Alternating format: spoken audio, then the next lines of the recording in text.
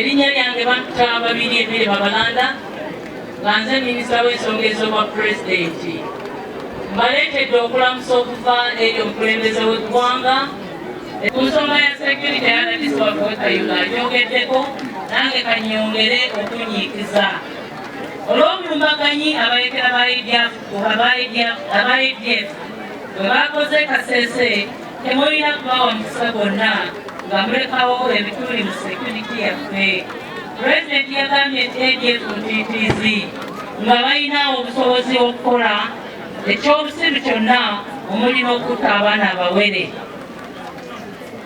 N'olwekyo ba RDC baffe balina okubeera ku byekwerinda nga balina okulondoola bino wammanga.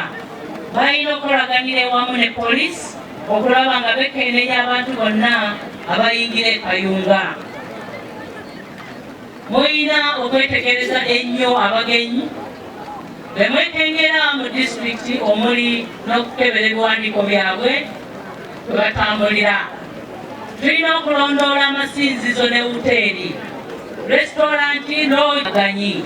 Aba ADF tebakyalina kigendererwa nga byonna bye bakola bagezaako kwerabisa na kulaga bantu nti bakyaliyo. Tewali nsonga yakutta bannansi abatalina musango. NRM yagenda mu nsiko okukomyawo enfuga y'amateeka mu ggwanga lino. Bwe wabaawo obwetaavu bw'okukyusa mu gavumenti, aba ADF baweebwa amagezi okugoberera enkola za gavumenti, enkola z'amateeka eziriwo omuli n'okugenda mu kkooti z'amateeka oba okuyita mu kalulu. NRA teyatta bantu ba bulijjo, yatta bannamagye abaali batulugunya bannayuganda.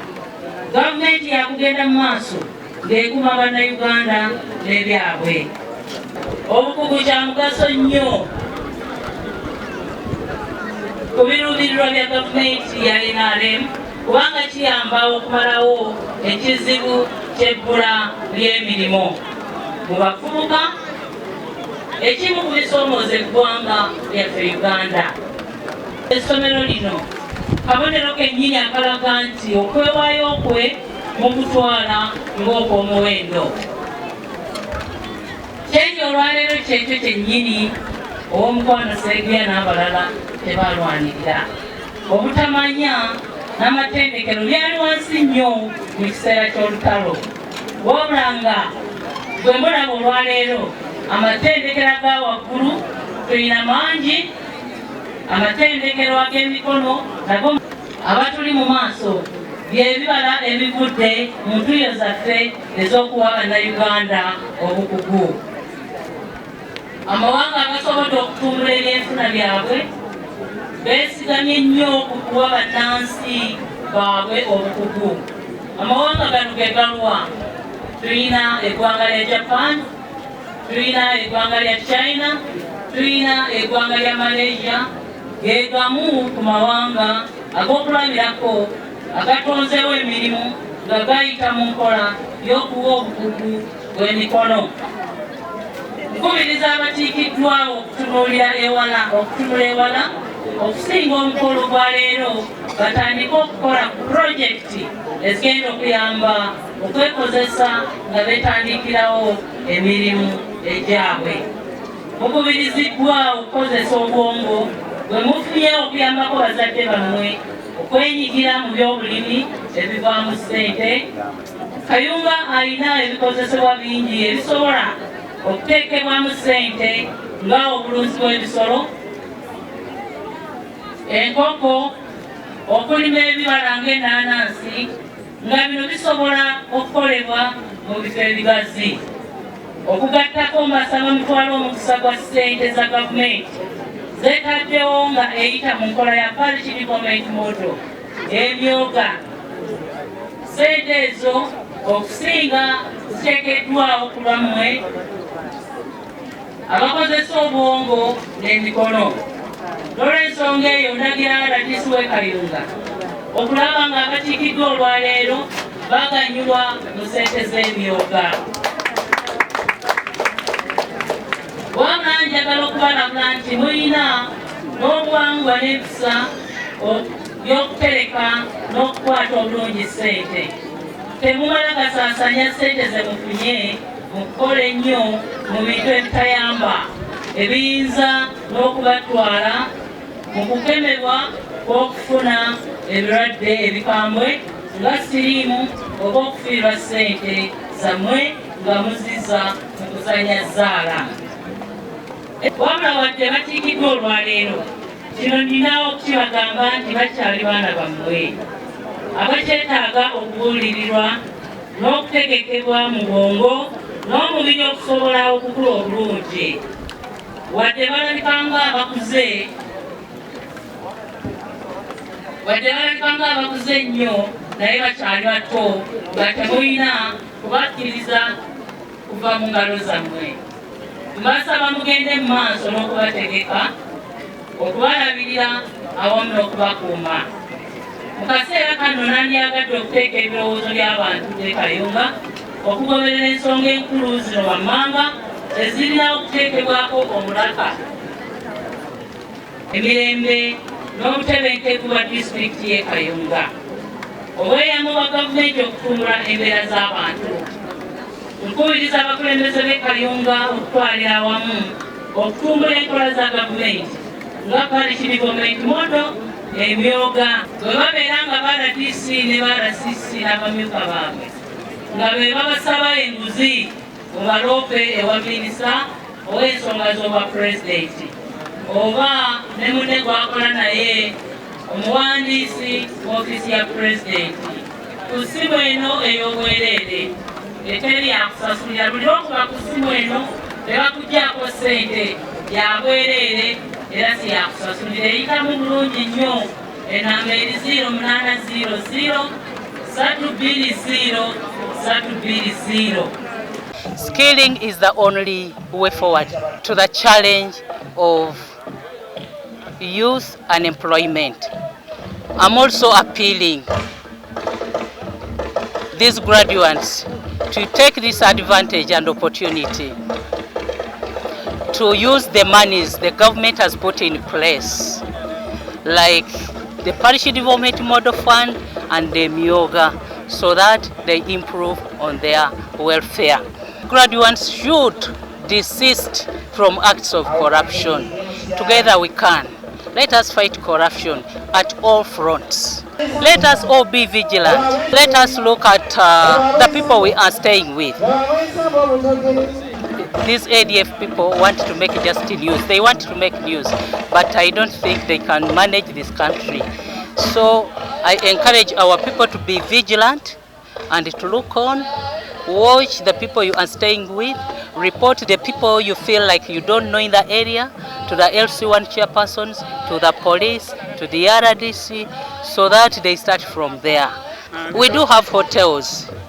Let the police, let the RDC supervise the hotels, the lodges, the hospitals, all those places, the community, so that we get rid of such people who are targeting to destabilize our peace we are enjoying. Buchange etandika eno graduation yesoose nga abaana bangi ddala ate nga ekyomukisa omulungi nti n'abazadde babawerekedde bazze ate n'ebizimbe bw'otunuulira okusinziira emyaka essomero gye limaze bw'otunuulira ebizimbe ne equipments abaana ze bakozesa ebintu ebyo birungi nnyo era tusaba nze nga ow'abakyala ate board member nsaba abantu bonna baleeta abaana ku Ahmend Sseguya naddala abaana abawala abaana abalenzi bangi nnyo naye abaana abawala bulabanga enamba ntono banange skilling is the way to go. Skilling ye yakuzizza ensi ze twegomba. Japan ani bonna abachina bonna bali mu bya mikono ne tuva kuno ne tugenda ne tubiguleyo ne tubadde tulambula ngulaba abaana bakola ebintu eby'emikono ebirungi ate eby'omutindo eby'omulembe abaana bakanika ekyenjawulo ekiri ku Ahmend Sseguya wano nti abaana babadde banyonyola naye nga banyonyola mu luzungu ng'owulira boogera oluzungu olulungi era kiraga nti basobola okukola wano ne bakola n'ebweru kubanga wano omwana luli abadde ng'ajja ng'amazeeko senior 4 ba instructors we bali bino ebintu bye tuteekeddwa okukola okufunamu ssente. Tewaliwo mirimu mirala gye tugenda kuginoonya. Gavumenti terina mirimu, emirimu gy'ofiisi mitono nnyo. So nga ate ebintu ebyokugula tubyetaaga era bye tukozesa mu bulamu bwaffe obwa bulijjo. Ebitanda tubisulako, entebe tuzisulako, emmeeza tuzikozesa, emmotoka tuzivuga, agriculture nayo wali wano. Funding Ahmend Sseguya Memorial Technical Institute has capacity to grow in a much bigger institute because it has adequate land for development. Akondo mwandika kubidde mu ngalo because ettaka mulirimu. So as we celebrate today, let's reflect and appreciate that the developed countries prioritize skills training for the well-being of their people, and that colonization is partly responsible for the negative mindset towards TVET in Uganda. Then it's the responsibility of all leaders at all levels to work together to demystify this kind of mindset. We thank His Excellency the President for pressing the trigger by increasing the salaries of scientists. Mama, tutwalire eddoboozi tewali tetukumirwangako ku mirimu gye twakola gye twasoma. Science yali yatufuukira ekizibu, naye kati we are happy at least we can get a meaningful salary. Thank His Excellency on our behalf.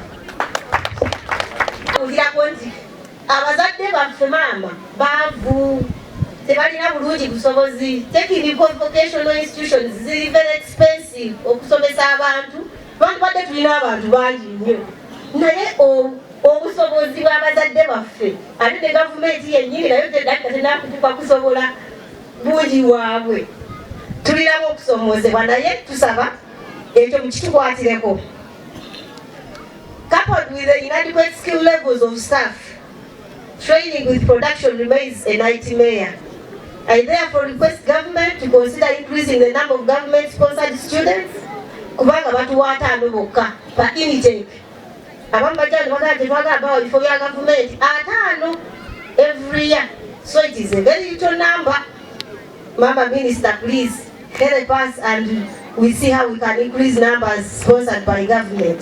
Retool staff with skills that match with the demands of the world of work and improve funding so that together we can realize Vision 2040. Mama.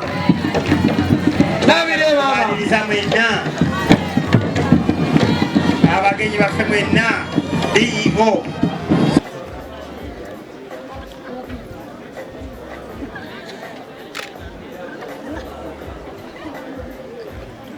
Dear guest of honor,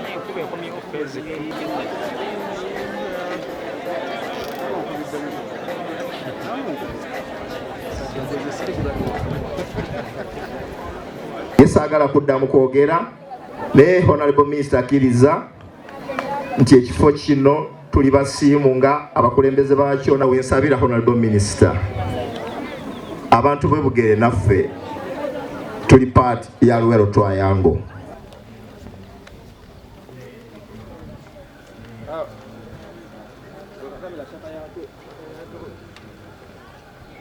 Minisita agenda kusimba omuti ogw'ebibala ku Ahmend Sseguya.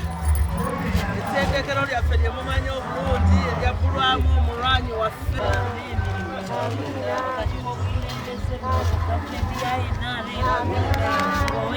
Mwana ninnya.